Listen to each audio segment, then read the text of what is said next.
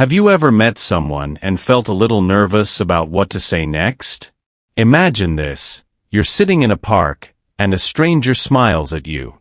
You want to respond, maybe even start a conversation, but the right words just don't come to mind. Sounds familiar, right?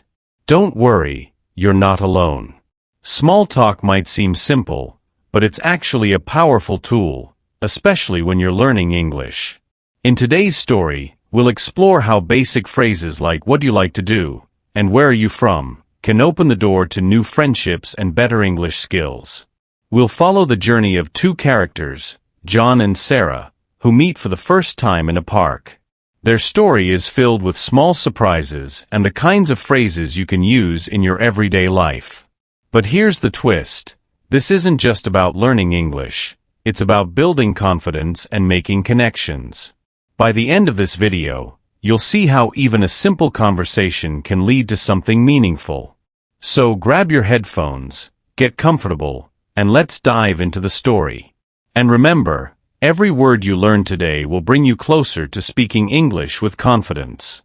It was a warm, sunny afternoon, and John was sitting on a wooden bench in a quiet park. A gentle breeze rustled the leaves above him, and the sound of children playing filled the air. John had just started reading his favorite book, a novel about adventure and self-discovery. Though he enjoyed the peaceful environment, he couldn't help but feel a little lonely.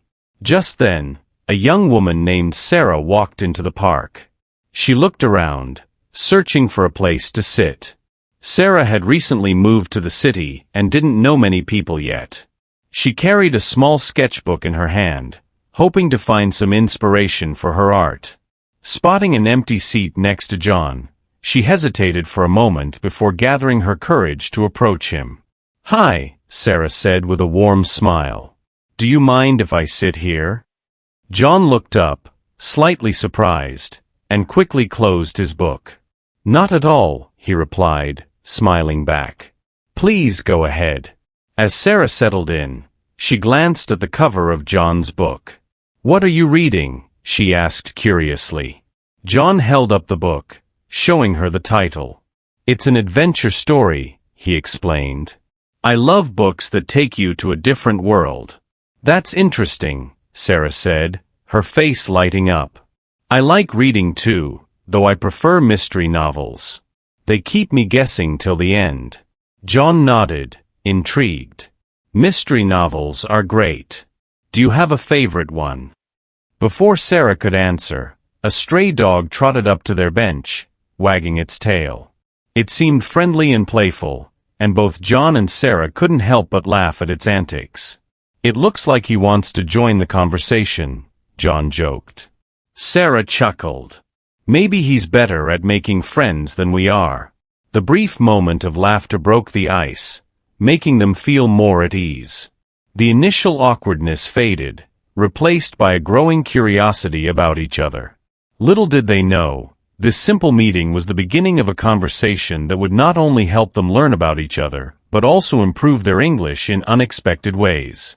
As the laughter subsided, John turned to Sarah with a friendly expression.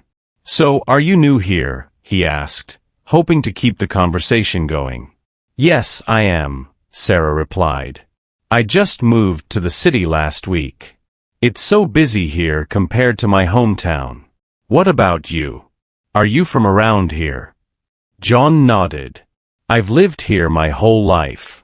The city can be overwhelming at first, but you'll get used to it. What brought you here?" Sarah paused for a moment, considering her words. "I wanted a change, I guess. I'm an artist, and I thought the city might inspire me more than the quiet countryside." She held up her sketchbook and added, "I like to draw things that tell a story, and there's so much to see here." John smiled, impressed. "That's amazing. I've always admired people who can create art. So what do you like to draw the most?" "People," Sarah said thoughtfully. "I think everyone has a story to tell, and I love capturing that through my sketches. What about you? What do you enjoy doing?" John leaned back slightly, thinking. "Well, I enjoy photography. It's kind of similar to what you do. Instead of drawing stories, I capture them through my camera. That's so interesting. Sarah exclaimed.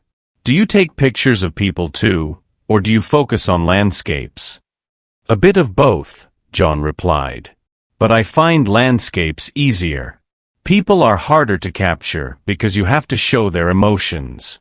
It's like telling a story in a single frame. Sarah nodded, clearly understanding. That's true. I think emotions are what make art, whether it's a drawing or a photo, feel alive.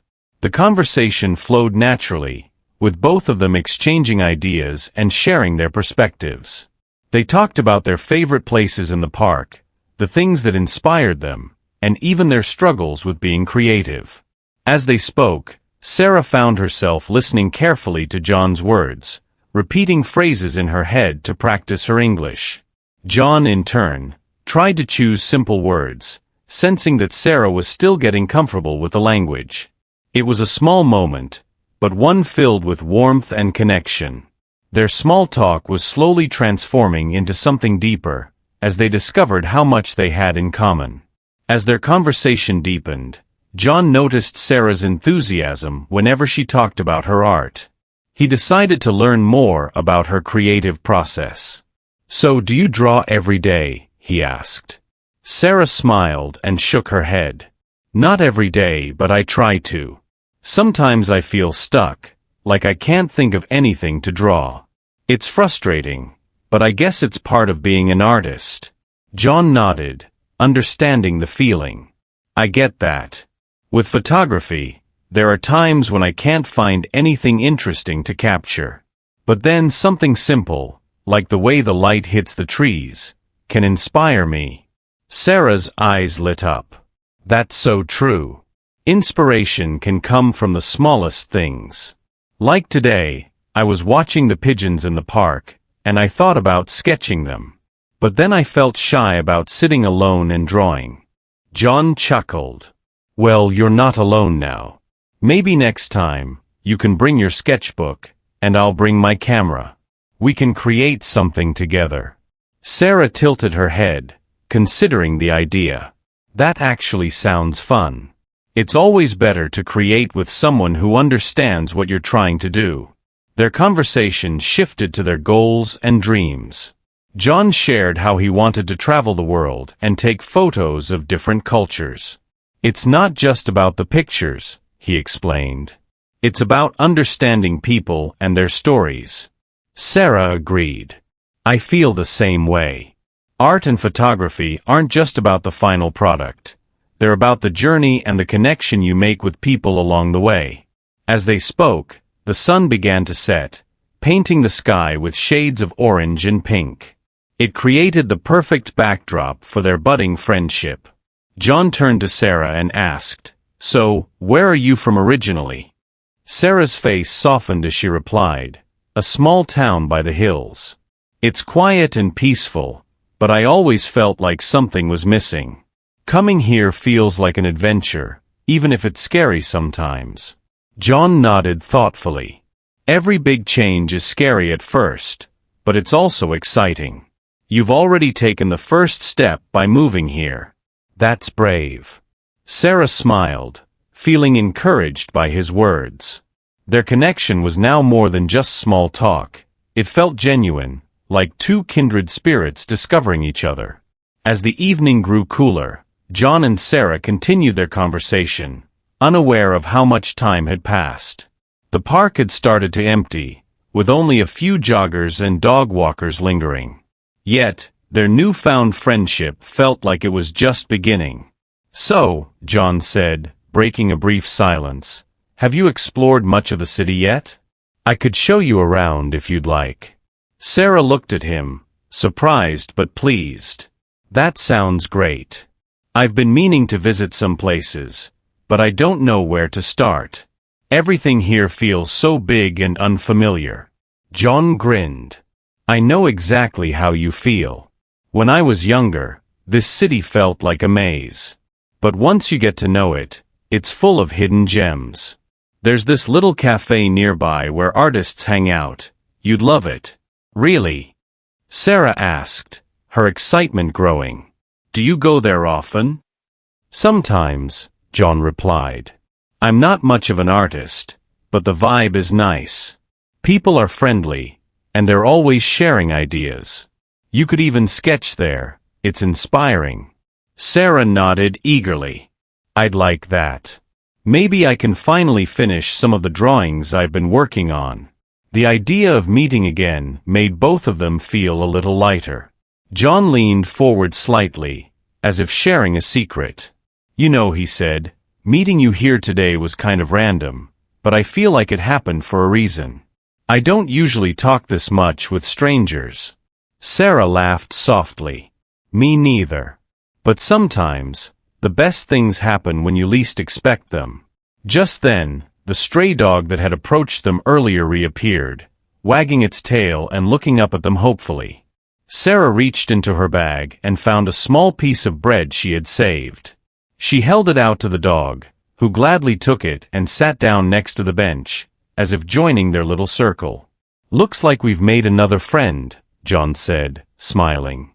Sarah laughed, nodding in agreement. I guess today is full of surprises. As the evening deepened, they exchanged phone numbers and made plans to meet at the cafe later that week. Though their meeting had been accidental, it felt like the beginning of something meaningful. As John and Sarah walked out of the park that evening, both felt a sense of fulfillment.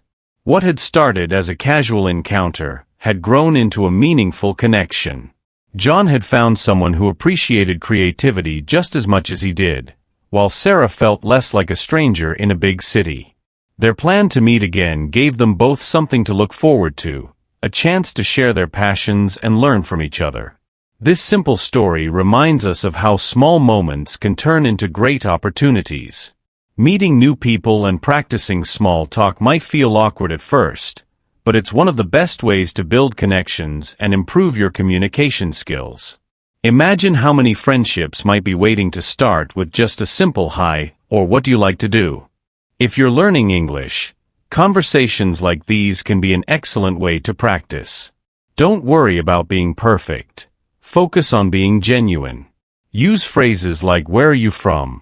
or "what do you enjoy doing?" to keep the conversation flowing. Listening carefully and asking questions can help you learn new words and build confidence. Now, it's your turn to take the first step. Try talking to someone new today, whether it's a classmate, a colleague, or even a stranger in a park.